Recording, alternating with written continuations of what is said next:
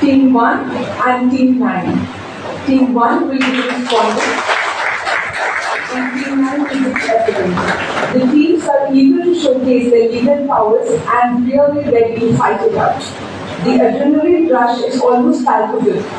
With the permission of your Lordship, may I now invite the teams for the final round. Team 01, respondent, 09, appellant.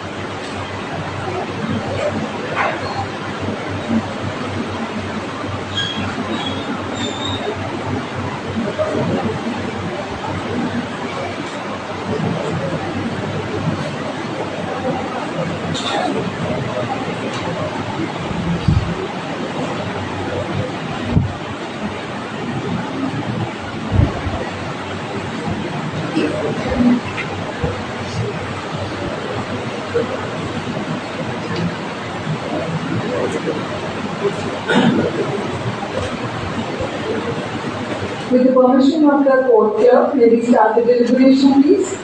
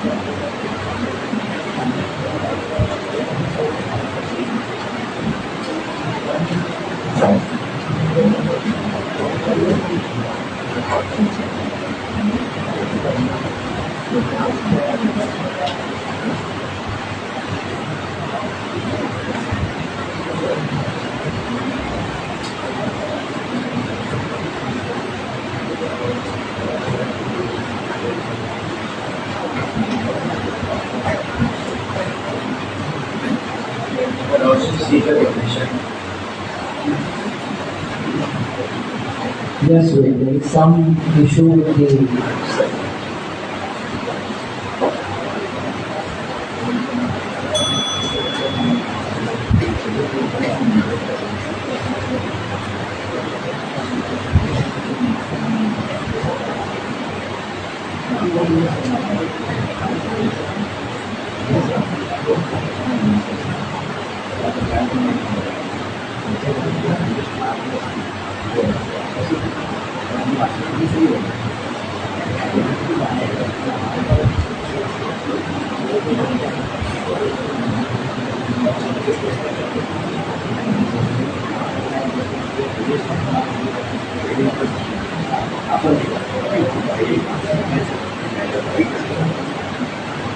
Okay, you can start.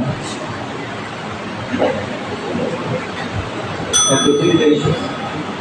In the case of State of Kerala versus Kevin, issue number 1, whether Kevin liable for an offence under section 326A, read with section 34, section 354D of the Indian Penal Code. Here, in this case, it is firmly established based upon the legal principle and evidently substantial. Firstly, regarding common intention under section 34, it is crucial to recognize that a prior meeting of minds and a shared intent was there and necessary. The coordinated actions of Kevin, Martin, Joseph, and John demonstrate a collective intent to carry out the planned acid attack. Here, moreover, the doctrine of constructive liability applies to Kevin's involvement in the acid attack case under section 326A, despite and harm Kevin actively participated in the conspiracy to employ acid. Martin's act of hurting acid at Jessica is concerned with the collective liability. In Ruchila Nagappa versus State of Andhra Pradesh 2006, it is mentioned that in the decision itself there was an intention to cause death is to be gathered from several circumstances, and one of the circumstances mentioned in this paragraph. The weapon was carried by the accused or was picked from the spot. If it was carried by the accused right from the beginning, here it says that there may be a circumstances to indicate that there was an intention to cause harm if it was used for attacking the victim or a vital part of the body. Additionally, Kevin's possession, the maxim ignoration juris non exercise, ignorance of law, excuse not, is relevant here, highlighting that Kevin's disregard of legal norms does not absolve him for responsibility. His continued attempts to establish contact with Jessica through various means, including shadowing her to the tuition classes, demonstrated conscious flouting of the law. Furthermore, the circumstantial evidences, including the testimonial deposition, eyewitness accounts, support Kevin's culpability. Here, res equal liquidator, the thing for itself underscores the compelling nature of the evidence implicating Kevin's authenticity to discovery. Upholding Kevin's liability will serve as a deterrent against similar crimes and ensuring justice for the victim of Jessica. Moving forward to the issue number 2, whether the High Court error in acquitting the accused Kevin. The appellant strongly disagrees with the High Court decision to let Kevin go free. Here, he had a shared intention with all those three accused. The belief this shared intention is evident from the carefully planned. Even start by referring section number 34 of the Indian Penal Code, which says that if multiple people plan a crime together, they are all equally responsible. Here, regarding the acid attacks offence, the applicant incites that it was a direct result of the shared intention among the accused. Kevin was actively involved in planning. Secondly, carrying out the attack. Even Kevin has not committed a offence, here Martin has committed, and due to the joint liability, 326, read with section 34, it applicable to the Kevin's too. Here, respondents talk about the love and affection, serious love, and the serious question arises here. When the moment Jessica was lying on the road in the pain, where was that love affection? Here, concluding, the appellant also brings up the conception of constructive liability, which means that if somebody helps plan a crime, there is just a guilty of the person who actually commits it. Furthermore, the applicant highlights Jessica's immediate statement indicating Kevin and his friend during the acid attack. According to the rest district principle, statement made at the time of an event can be used as evidence. In concluding, the appellant argues that the High Court made a big mistake for recognizing shared intention, not recognizing the shared intention about the accused by ignoring the interconnection of the actions. The court failed to uphold justice accountability. Section 326 read with Section 24 IPC, thereby correcting the High Court's oversight and ensuring justice for Jessica. The further issue will be dealt with the co-counsel. Question to start Lordship. Coming back, Lordship is already well versed with the facts of the case. Lordship, just to give a background, there is no research paper submitted here.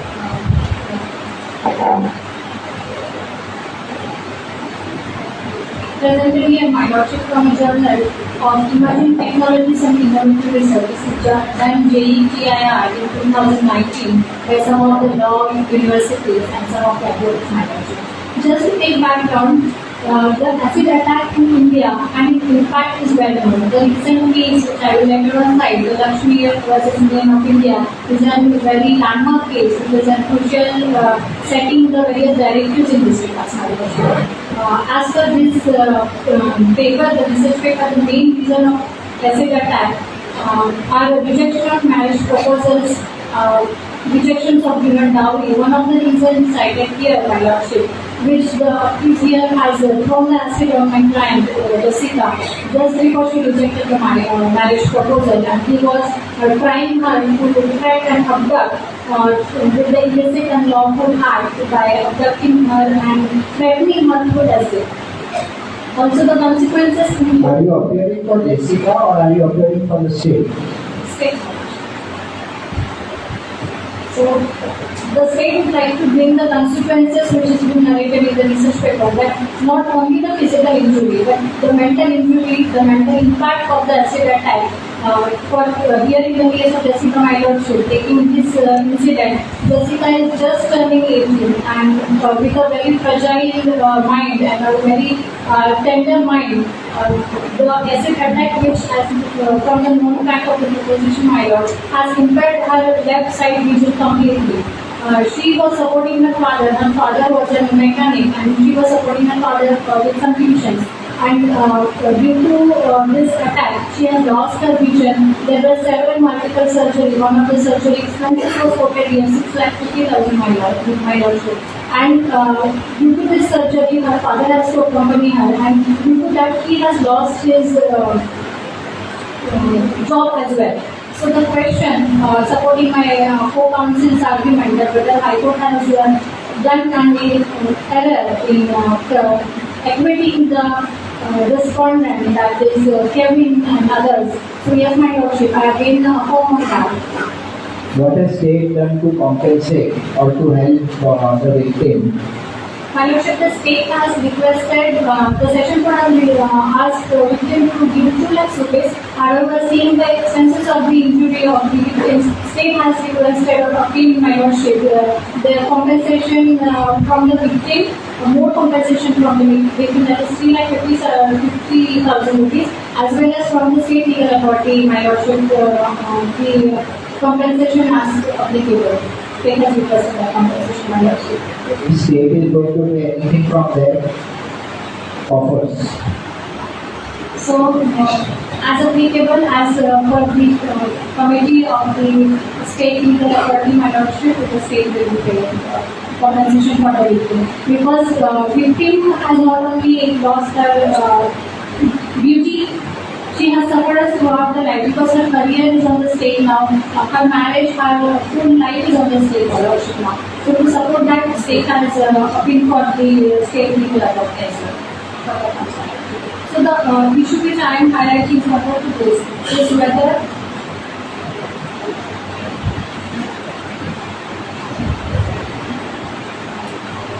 the High Court's recommendation of State Legal Service Authority to determine the compensation bottom under the Section 357 of the CRPC is it okay?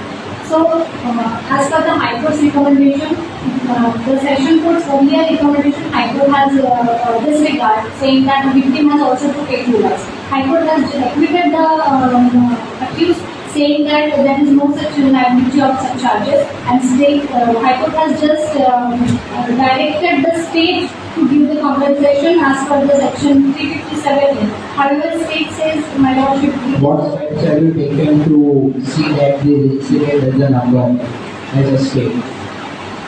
sir, referring again to the case of Lakshmi versus Union of India, the directive which has been led by the Supreme Court, my lordship, those have been taken consideration by the state for the medical expenses, and as well as in the same directive it is now given that only the licensed person should get the such hazardous or such injurious acids or relevant things which are composed of the acid. So the acid will not be so loose, state has taken sanction. So, just to conclude, the High Court's recommendation to state to give the compensation, state here appeal, my lord, not only the state, but since victim has made this heinous crime, which has to be served as a deterrent in the society, my lordship. State appeals that victim, there are seven, as known in the fact, 6,50,000 till now. There is the surgery charges, and further 10 to 12 such surgeries needs to be done. So, state has been picked by the Honorable Supreme Court, my lordship, also appeals that the victim should also be discharged. The direction to the victim to be given to pay the compensation, my lordship. Concluding with the prayer, my lordship. The right of argument cited, issues raised, and the authority cited, my lordship. Again, the state appeals that this, the High Court has done the error of acquitting the respondent, and the respondent has done, which is an non-debatable fact, that respondent has done an heinous crime in previous court, and so all the charges which have been removed by the High Court, state appeals to the Supreme Court that they should be complained against those charges, and also the additional charges of section 366, which is abduction. As per the provision states that the abduction has been also carried out because he was forcing her. The abduction says that forcing to marry, so he was doing the same injury. Yes, fact, please. You want to on the compensation committee to go on to the compensation procedure the proceeding. The number one is the appeal it is commented that a right of appeal is not a natural or inherent right. It is a statutory right and must be governed by the statute which grants it. An appeal is a legal right conferred over parties carrying with it a right of hearing on law as well as fact. Unless the statute contains the right of appeal limits the hearing, concerning the facts of the case in the criminal matter, there are no proper set of provisions that allows criminal appeal against acquittals by the Honorable High Court. Section 372 of the Code of Criminal Procedure states that no appeal to lie unless otherwise provided. It says that no appeal shall lie from any judgment or order of a criminal court except as provided for by this court by any other law or the time being in court.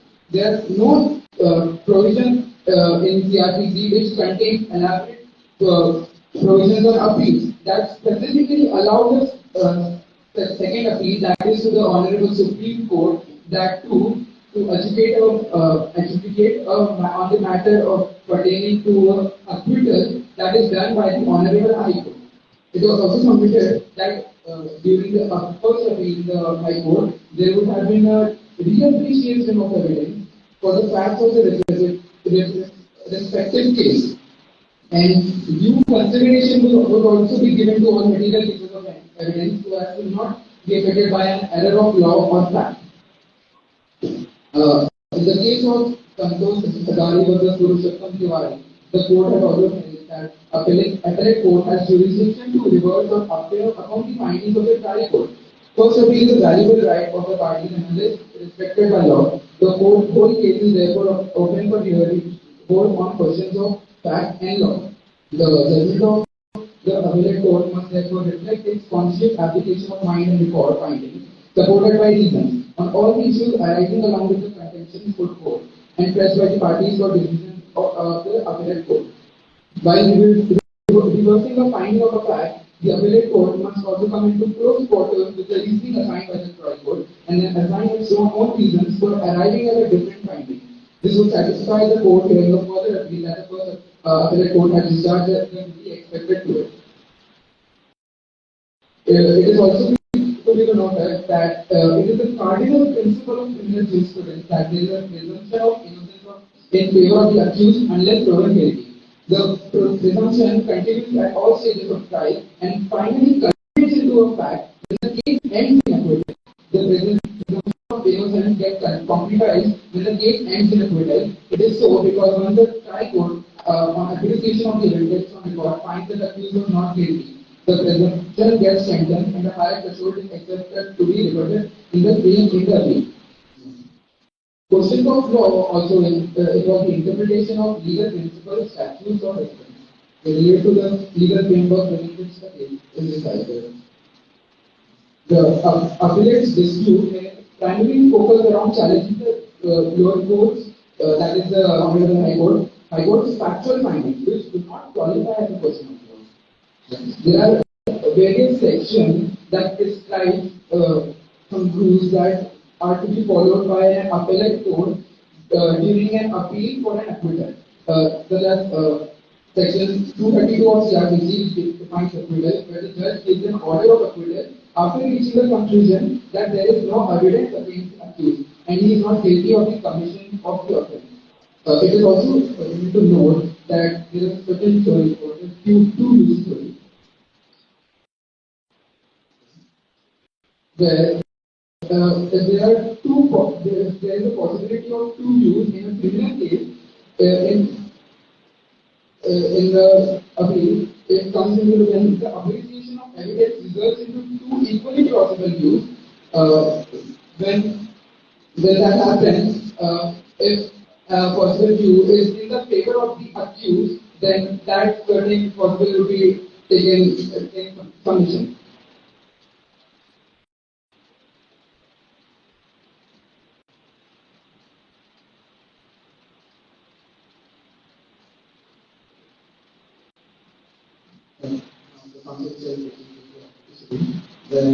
It is easy whether the High Court is justified in acquitting the accused of the charges of stalking.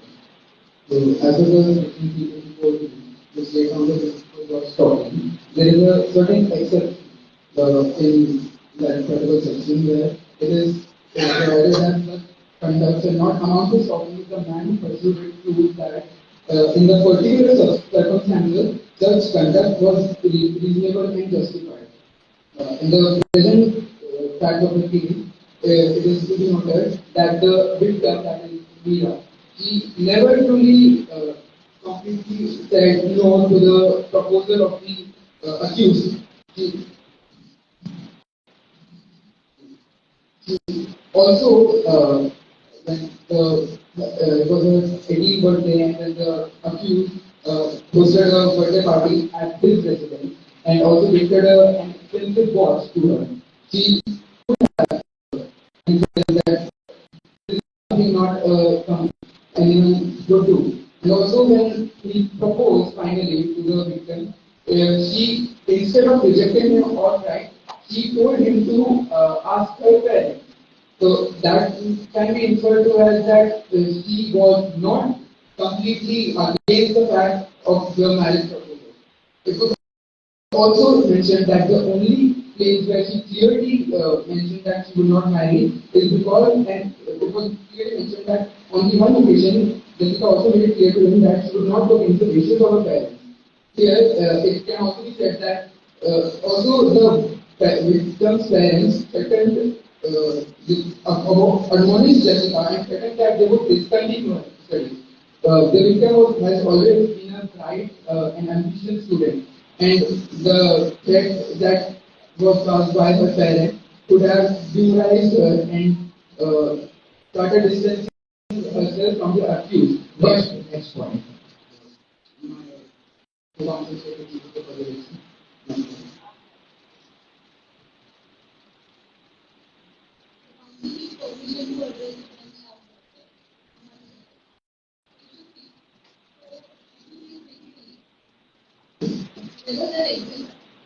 mentioned between parents and the other two activities after section 34 of IPC. So, the council for responding on these subjects that there exists no formal mention between parents and the other two activities after section 34 of IPC. So, as per Federal British rules, it is legally based upon the famous legal mandate, active non-passive being means that we are, which means an act to constitute a crime, it must have mentally or that is the mental aspect and the action as well, that is the actual immunity. So, here, in the current case, parents have no such intention to harm Jessica by using acid. So, I would like to draw the attention of lordship to the fact it is on page number 2, there it is stated, means by market, in a state of confusion, open the bottle. I don't have the paper. Which page is that? There is the position Right. page 2, it is written that, means by market in a state of confusion, open the bottle, kept it only for a fraction of a second and then use the alcohol on the face. So this states that Martin changed the plan on the spot. It was another way to Mr. Kevin. As per plan, they weren't supposed to use the alcohol. That was Kevin's failure. That he cannot harm Jessica because it will be bad. But Martin here waited for a second. He thought of it and then used the alcohol.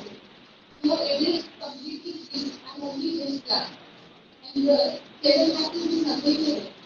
So Kevin has no mental element that is sincere for harming Jessica. Or he doesn't even have active peace point because he did not throw the acid. So there is no such option for Kevin. And it would be very prejudicial to convict any person of a crime when there are no actions substance which proves that he actually is involved in all these crimes.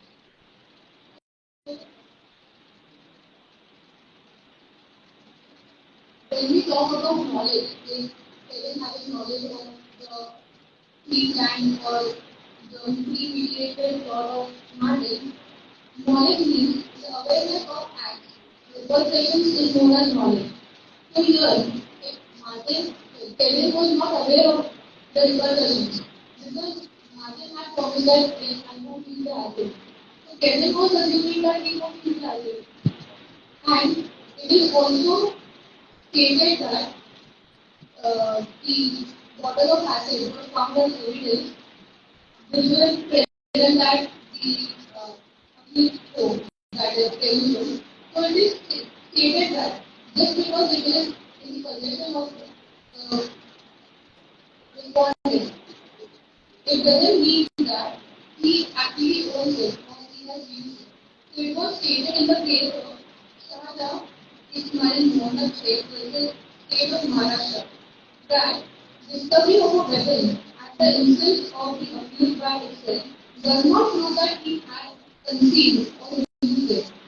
So, as there are no evidences, we actually point that Kevin had intention or Kevin had used it or Kevin had knowledge of it. Kevin cannot be convicted under these charges in section 34 of IPC. So, nextly, talking about issue 4, which is by appealing to case for consideration and enhancement of compensation after the acquittal, is it promoting undue extraction of money from the accused? So, the council for responding to be convinced that yes, it is promoting undue extraction of money from the accused. Because, first of all, for giving compensation, the person needs to be having some conviction or some charges against him. But here, the charges haven't been proved, or even there are no evidences which prove that Kevin is actually guilty. So he did not pay the compensation. Thus, he has already paid 2 lakhs rupees to Ms. Jessica for her medical treatment and etc. So that is quite reasonable for a man to do in any case within this capacity. But if you are not guilty, why did you pay 2 days? The losses got injured, that is an undeniable fact. And indirectly, Kevin is related to the matter because other these persons, which are Martin, Joseph, and John, they are absconded. There is no such way which can compensate the victim. So, it is,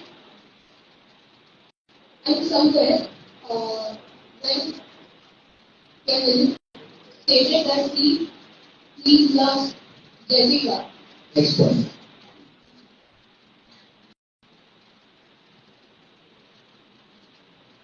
So, issue 5 is the state justified in its plea to add section 366 of IPC. So, the Council for Respondent will come on the evidence that the Honorable High Court, Honorable Supreme Court, should not add this section 366 of IPC at this stage because it will be prejudicial for all the judgments which happen till now. And even the Honorable High Court, which has inherent powers to add any kind of section, it has no more powers to add any charges which are appropriate for the cases. Even High Court did not do that, then obviously it is High Court's particular observation about the facts and evidences of the cases, and then it was decided for this. The prosecution also had reasonable opportunity to add it in the trial court level, but they did not do it. So this is just an attempt to prosecute the client in some kind of trial. Please be considered there is no way of prosecuting him. Next one. So, the council would like to proceed with the prayer. So therefore, in the light of facts. No need. You want to say anything in Yes, the One that the already submitted the application so taking the difference of section 1 for president and membership. The business is therefore may present something which is apart from the natural course of action. Here, getting to the section 34, which they were applying the presumption, the Kevin's intention is already clear as they already accepted to take the fine saying that the Kevin is undeniable fact. The statement of the respondent to the council membership that it is undeniable fact that Kevin is a part of the issue, so they are accepted to the second thing, they talked about the stalking that giving the exception and that it could be free subsection 3 saying that there is no reasonable ground. That appears as acting as per the reasonable ground. But state council membership may like to raise the message that throwing a message is not a reasonable ground or stalking the Jessica, the girl, is not a reasonable ground to get a convincing to the council membership. Also, last membership the Jessica had clear comments the fundamental right of the Constitution of the leading of the right of living and the right of living is not only just the living, it is right to be educated, everything membership. And just to conclude my question, in the budget submission, the council also questioned regarding the appeal is not maintained every year membership. As per the Article 136, the appeal is maintained and the occurs in this on the Supreme Court. And if they are saying the appeal is not maintained, then I question on the right of it. Thank you.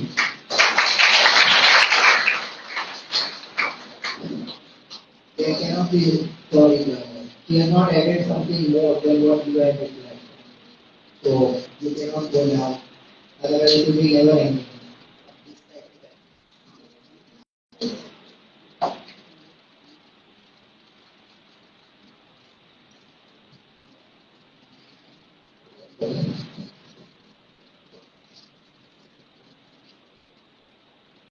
We have almost come at the end of today's session, but before that, I would like to request all our dignitaries to join us on the stage.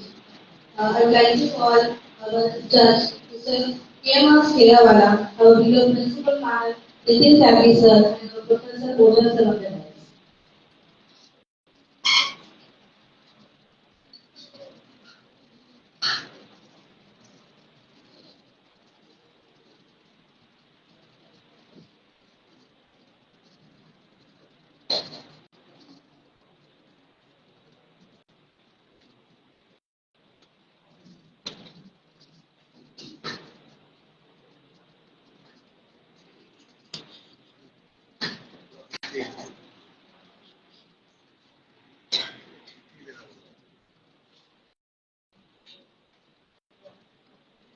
Our esteemed guest, meeting Saki sir, has joined us now. So I would like to request our principal madam to welcome our judge and our one of the guests, Mr. Anandraj sir.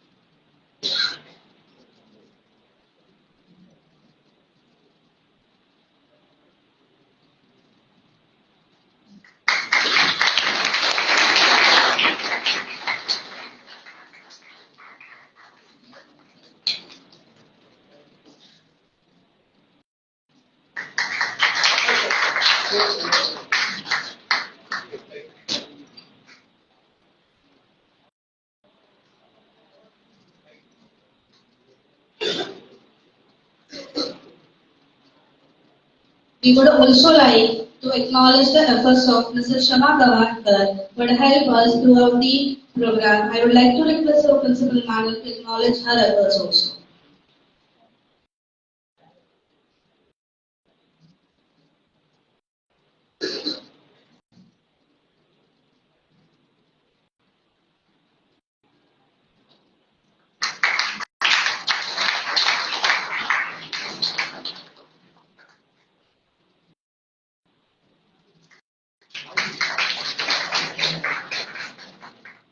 Thank you, madam. We are privileged to have such a great and esteemed judges with us. It would be a pleasure to share a blissful moment with such a great personality. For that, I request Advocate K.M.R. Skerawala to share his thought with us. Please, sir.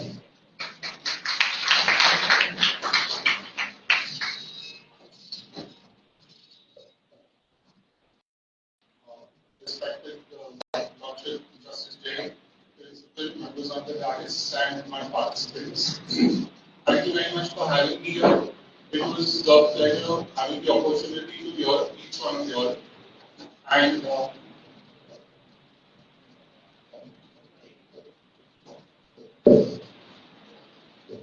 And special congratulations to Dr. Ambedkar College for having its first national Moot for competition.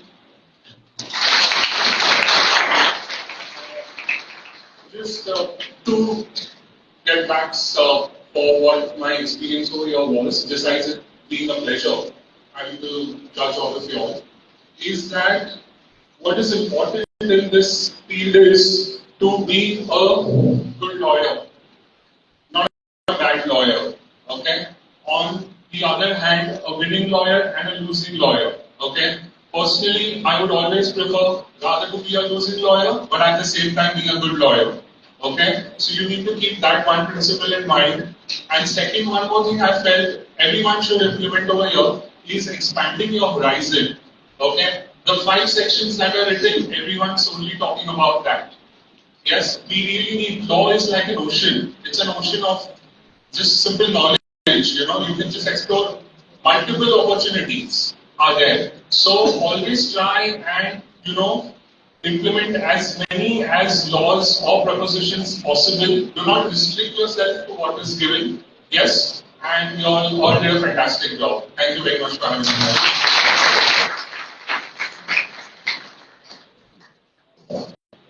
Now, I would like to request our Professor Oja sir to address the audience.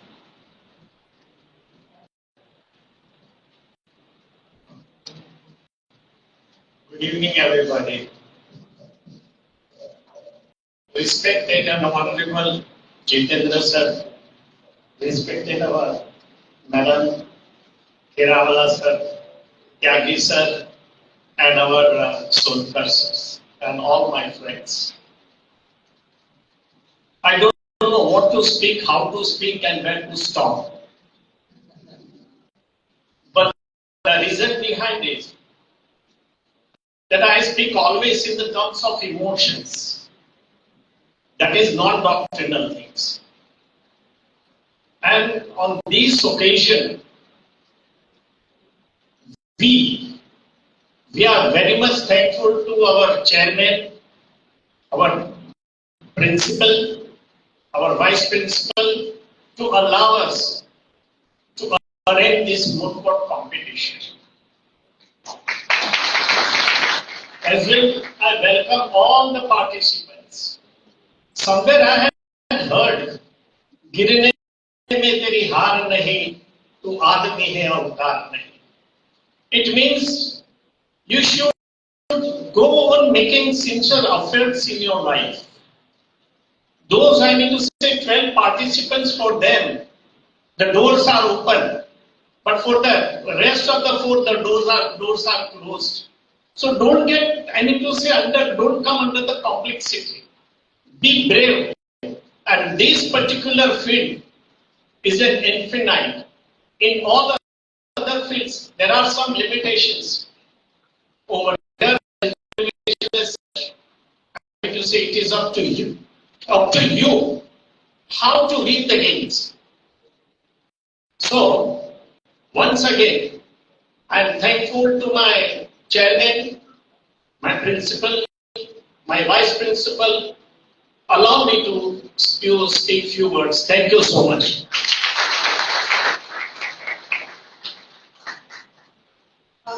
Now it's time to call the brain and brand behind the huge academic venture, our dealer principal, Madam Mrs. Yashodhara Varai, to address the audience. Ma'am, please.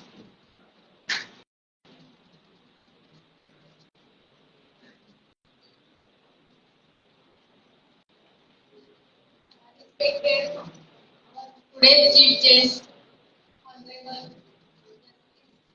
Jitendra Jain sir, Tyagi sir, Oza sir, and Wadala sir, and all my colleagues and students. Today it gives me immense pleasure to announce that our college is organizing National Moot Court competition for law learners to give them a platform for showing their skills and confidence in handling court cases. So all participants have played very well performance, and your cooperation and participants have made this event successful. We will organize such type of events for law learners in the upcoming years for their overall development. We are also thankful to have prestigious dignitaries, Honorable Justice Jitendra Jain sir, and our management. I am thankful to our management. They are giving always supports to us to conduct different event activities. Thank you each and everyone. Thank you.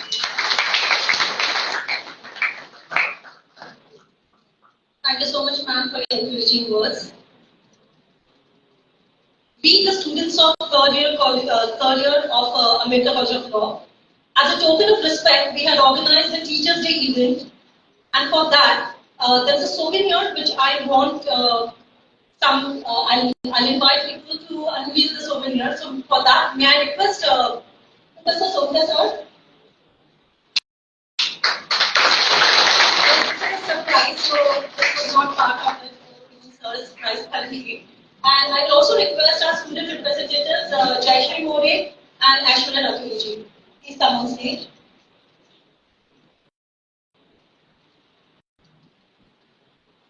Thank you, Bhakti. There is a surprise dedicated to all our faculty members from Our TY will be passed commemorating the memories of Teachers' Day celebration 2023. Teachers' Day is not just a day to express gratitude towards our mentors, but also an opportunity to reflect on the profound impact they have had on our lives and academic journey. Today, we got opportunity to honor and celebrate their unwavering dedication and invaluable guidance. We celebrated our Teachers' Day on 5th September 2023 with a memorable experience, which we tried to capture in a form of souvenir. Without further ado, I would request our chief guest and other dignitaries on dais to unveil our souvenir Teachers' Day 2023, a token of appreciation for our beloved teachers.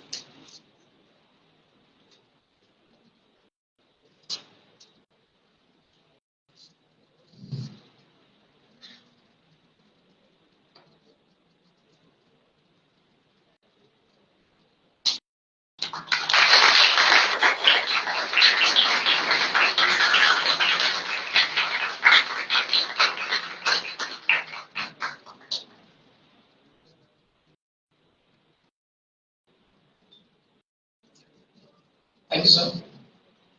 As we leaf through the pages of this souvenir, let us pause to appreciate the dedication, passion, and selflessness of our teachers. They are not just educators, but beacons of light who illuminate our path with knowledge and with wisdom. On this day, let us express our heartfelt gratitude to the guiding lights who have touched our lives in ways beyond measure. On behalf of all the students, I would like to express our deepest gratitude to our teachers for their unwavering dedication, patience, and encouragement.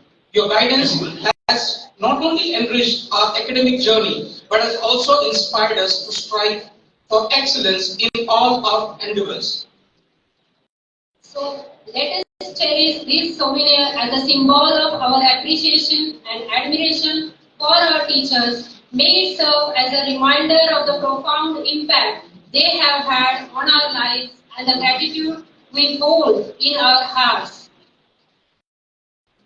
Once again, thank you to everyone for this special celebration.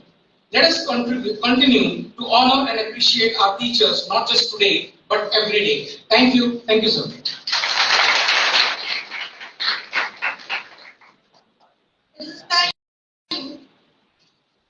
This time which everyone was eagerly waiting. Without further ado, ladies and gentlemen, let's welcome our guest of honor, Justice Jitendra Jain, sir. Sir, please grace us with your insightful words and enlighten us with your wisdom and vision.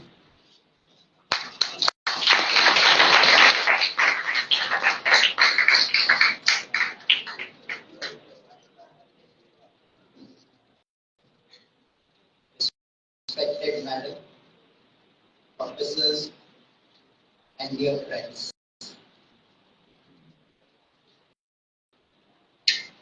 I don't know what to speak because we only listen in the court.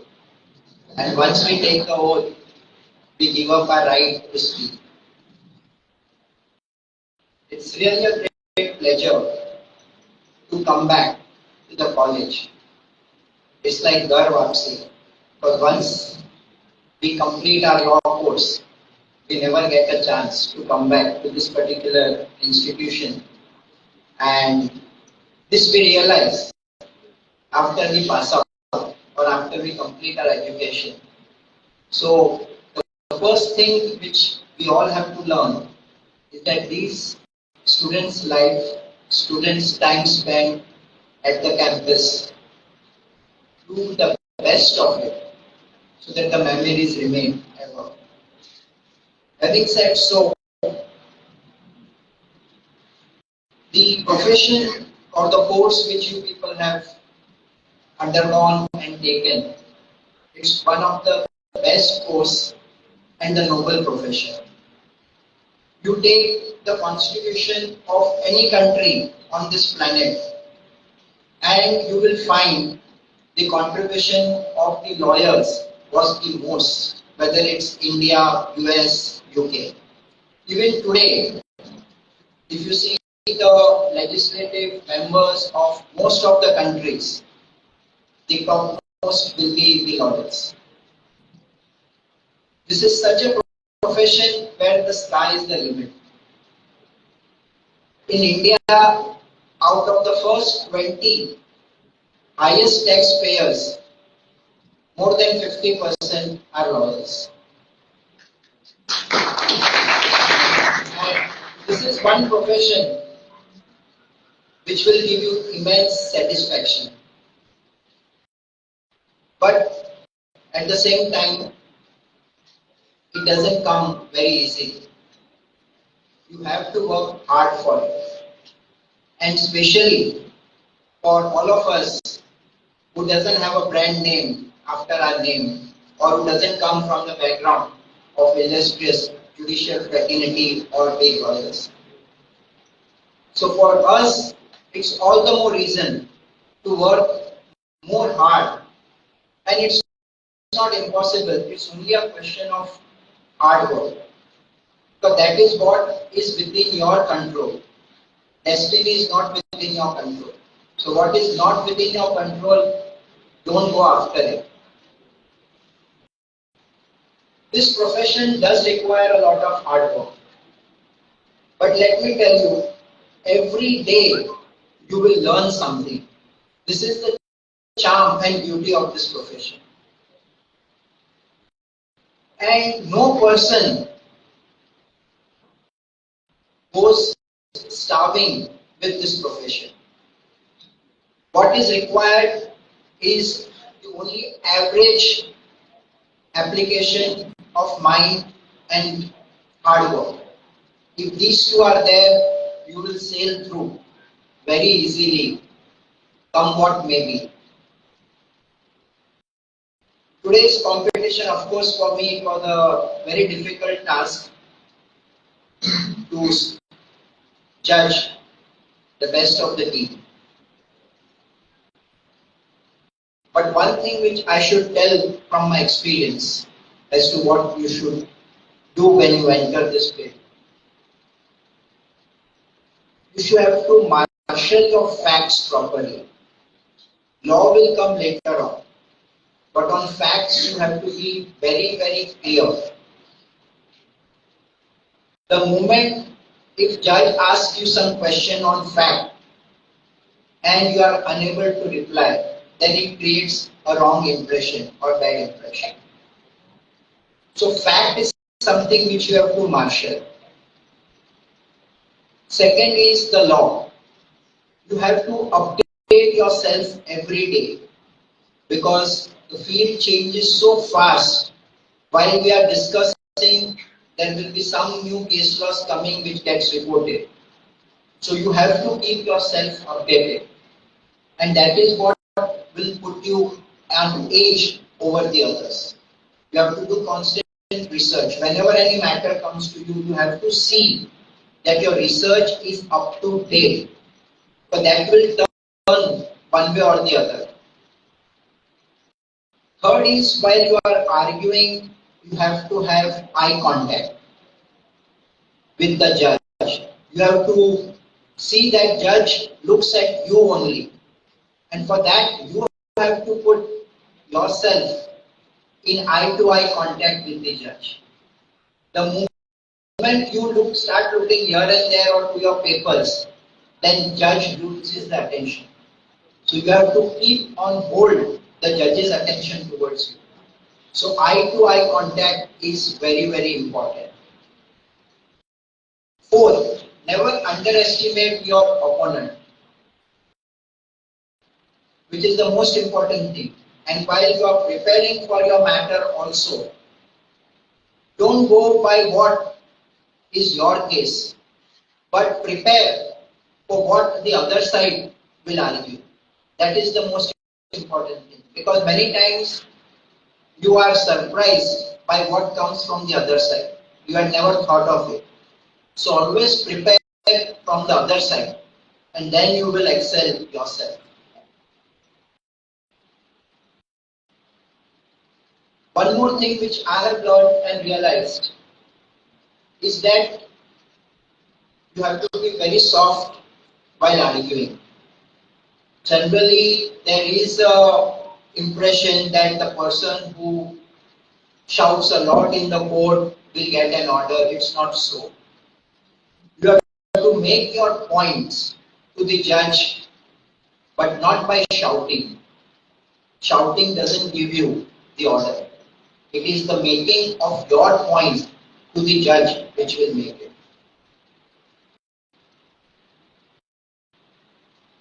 Always when you are arguing,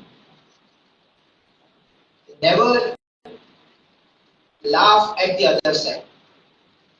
Of course, most of you are not averse to the courts, but in the courts this always happens, that when Mr. A is arguing, Mr. B will start making some comments, or he will laugh, he will ridicule A, but never do that. It will satisfy the ego of B, but the judge who is looking at both will see through it that it is the conduct of Mr. B which is depreciated and not A. So always respect your opponent. This is one field which I have seen, that the two lawyers will fight tooth and nail, but the moment they are out of the court, they are the best of the friends. They never carry the animosity outside, which in no other profession you will have. Although they are competitors, they fight, but they fight for the client and the cause. And the last, which is the most important thing, that we all are not equals. Everybody cannot become Sachin Tendulkar. Everybody cannot become Harish Salve or Ram Jethmalani. So never compare yourself with others. Because the moment you do that, you will be in a lot of trouble. And you cannot compare two of you. Because the background, capacity, knowledge, everything is different between two persons. But compare yourself with what you were yesterday and what addition you have made today, so that in future you can excel. And the last thing is that irrespective of whatever stage you reach and whatever you are, always try to help others. Whether it's the question when you are a student, and helping doesn't mean helping financially to others. But when you are a student, if any colleague of yours, I would not say friend, I would say colleague of yours, requires any help, ensure that the help reaches in whatever way you can. When you enter the profession, apply the same principle. In all walks of life, wherever you see that any help is required by anybody, see to it in that whatever manner you can, reach the help to that particular person. With that, I wish you all the best, and I am sure all of you will do excel in your life in future. Thank you.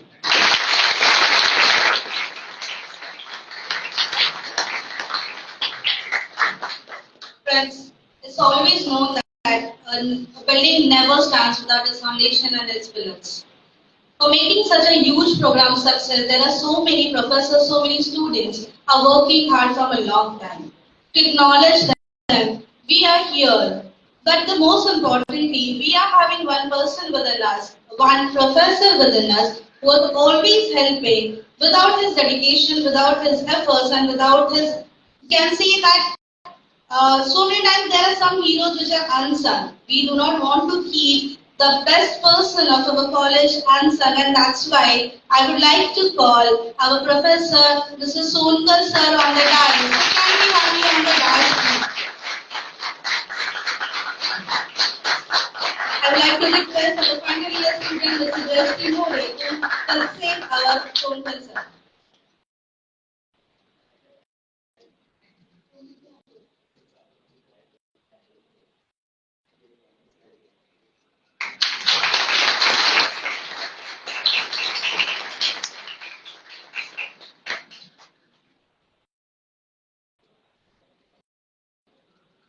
With the conclusion of the final round, it's time for the movement we have all been waiting for, the declaration of results. The judges have deliberated and soon we shall reveal the names of the winners who were emerged triumphant in this competition. Before we proceed, let us make a movement to acknowledge the exceptional talent and dedication displayed by all the teams throughout this competition.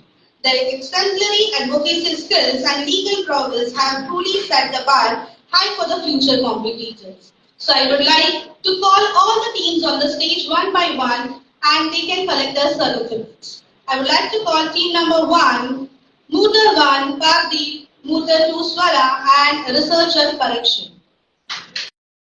Can we have a team 1? Followed by team 2, Ravi, Rajeshri and Prashant.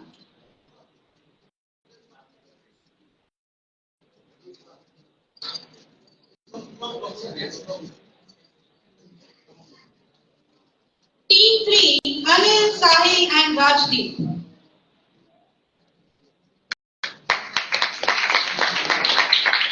Can we have a team 4, Tushar, Nakshatra and Vijay.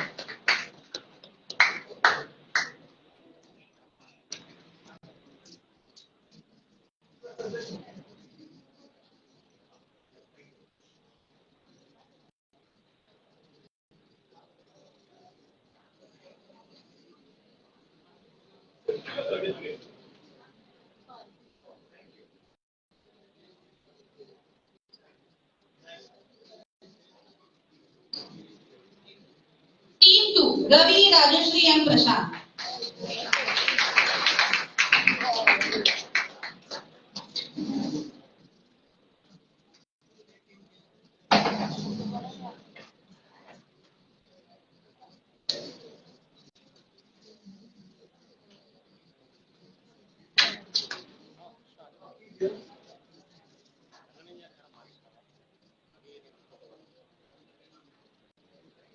Team 3, Anil, Sahil and Rajdeep.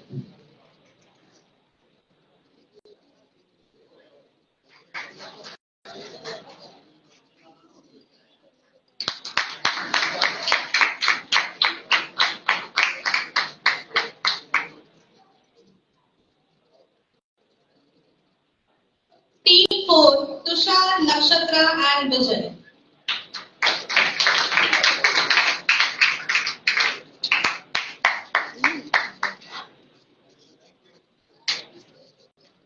Team 5, Ria, Anaya and T. Zamadar.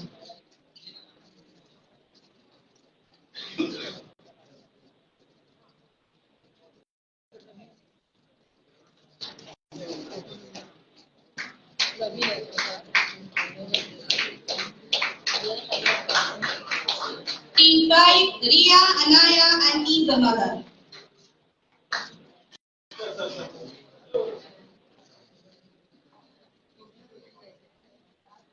Please clap for them.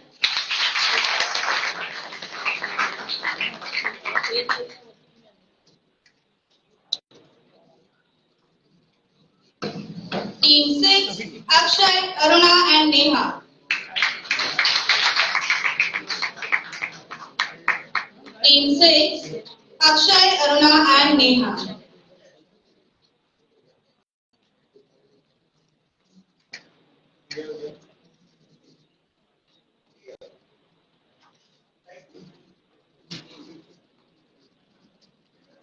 Team 7, Dhanesh, Rajvi and Rutvik.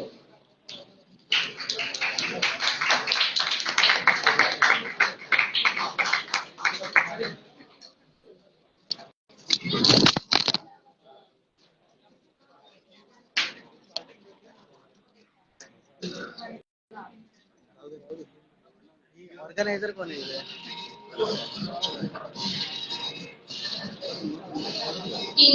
Ganesh, Rajvi and Rutvik.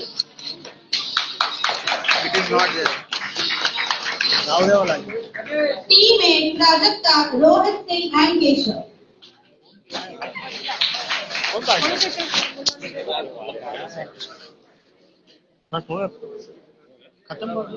Team 8, Prajakta, Rohit Singh and Keshav.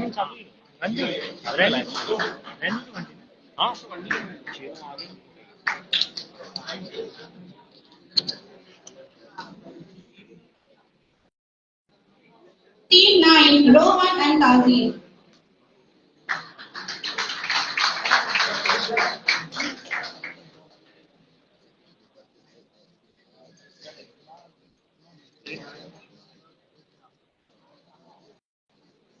Team 9, Rohan and Tazeen.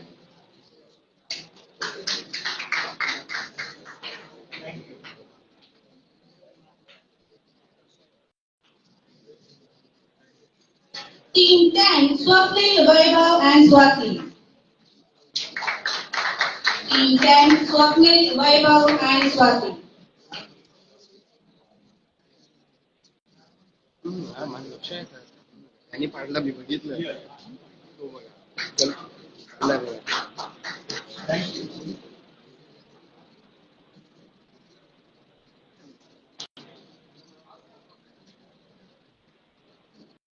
Team 11, Abhishek, Reshma and Sudhanshu.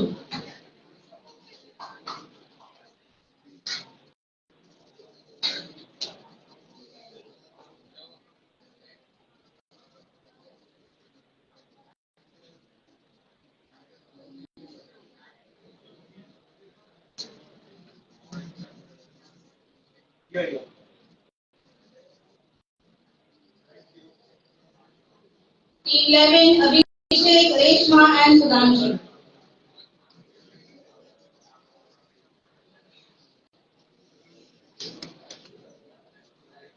Team 12, Priyanka, Jitendra and Sandeep.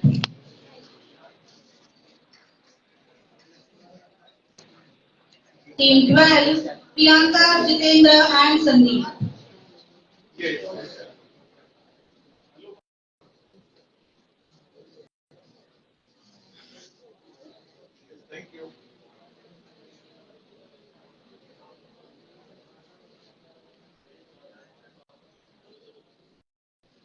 Team 13, Ekta, Pranay and Geeta. Team 13, Ekta, Pranay and Geeta.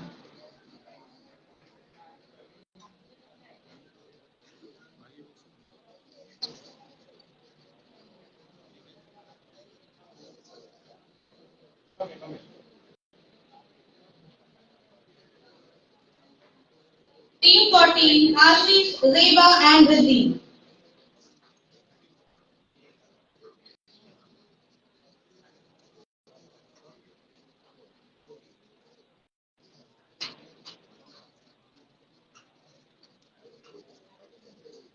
Team 14, Ashish, Zeba and Riddhi.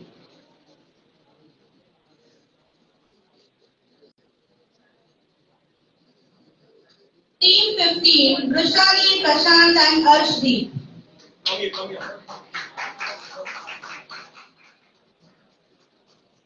Team 15, Vishali, Prashant and Arshdeep.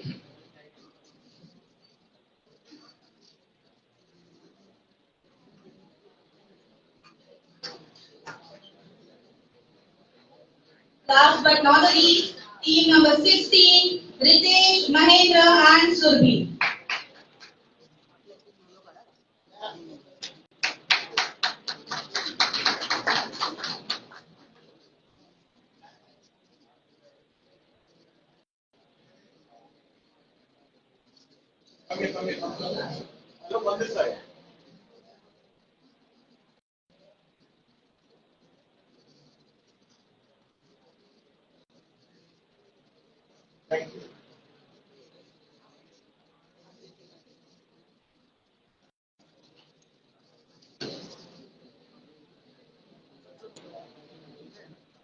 Team 15, Vishali, Prashant and Arsh team.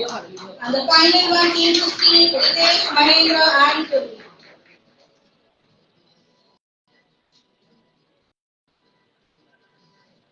Okay, come here.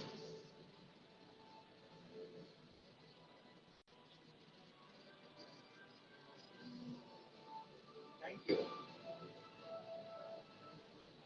Please give them a big round of applause.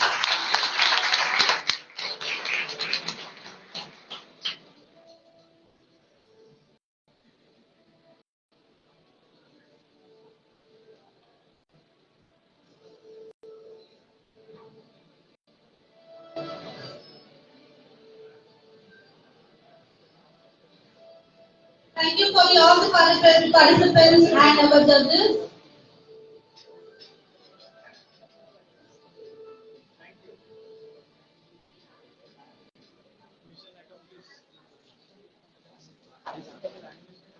Now I would like to request all the participants and all the people who are standing over